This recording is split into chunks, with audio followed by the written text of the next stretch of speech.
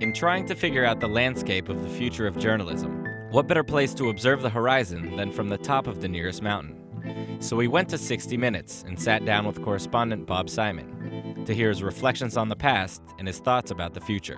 The future of journalism, the changes, the most radical changes in my career are happening right now. Journalists were banned from being anywhere near the demonstrations, so people stole images with cell phones and beamed them to the rest of the world. It was to become the YouTube revolution. Journalists cannot get into Syria today, but we know what's going on because everybody in Syria has a cell phone. We have a pretty good idea about what's going on in Syria today, and there isn't a journalist in the country. Throughout his career, Bob Simon has covered conflict across the world.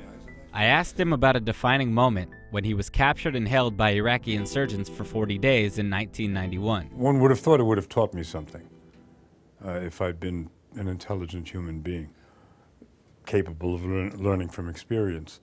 But less than 2 years later, I was covering Bosnia.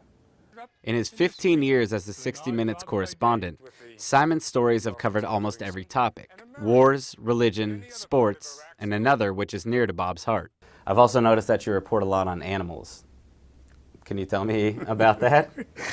It just sort of happened. I mean, I'm from the Bronx. I don't know anything about animals. They're not as little as they look. In fact, I feel like I'm in an elephant sandwich. Yes, you are. If you're a general reporter, the most wonderful thing about it, not only as a job but as a life, is that you get into so many worlds. And Manny, Hey, you stay focused, you'll be no problem at all. he's been pounding the pavement. We did a couple of boxing stories. I'd never been to a boxing match. You know, what do I know from boxers? And that's the best thing about being in this game, is just getting into other people's worlds. Would you enter the field at this stage of journalism, given what you have learned? I don't think I'd go into television. I think I'd want to work for the New York Times. You wouldn't do TV? You know, I'd rather do TV than insurance, but I'd rather do the New York Times than TV. Because you guys are far more equipped to do this kind of stuff than I am. You know, I needed a guy your age sitting here with me for 2 hours today to teach me how to sign up for Twitter. That's not a good thing. You can just go to twitter.com. Yeah? Yeah. I guess you would consider this not a very fast computer. Since it was his first day on Twitter, Bob asked me to explain a few things, which, in explaining them, seemed a lot more complicated than ever before. Boom. Boom what? Boom, now you're getting all the updates. Why did I join Twitter today? I'm hearing too much about it to ignore it. I don't want to become a total retro. What would you say is the most fatal mistake that rookie journalists make?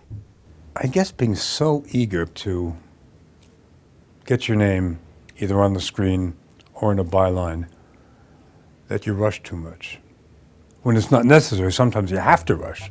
Before I left, Bob had one last evolution in broadcast journalism that he wanted to discuss. Cosmetics. There is now the look, the accepted and acceptable look of, at least in local news, an anchorman, an anchor person. Is it just looks? I mean, is this the look? No, you don't have a chance.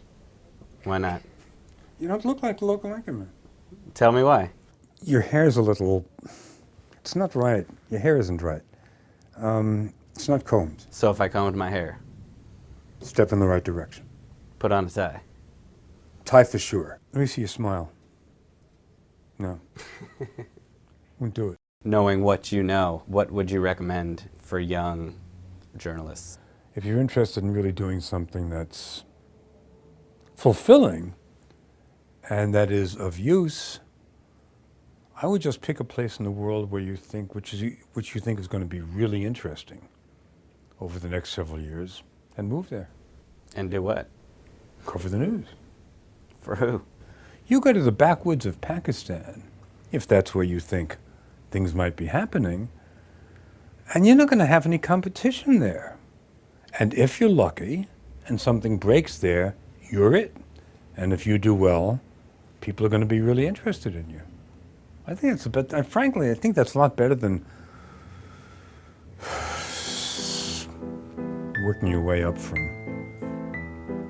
carrying coffee for correspondents.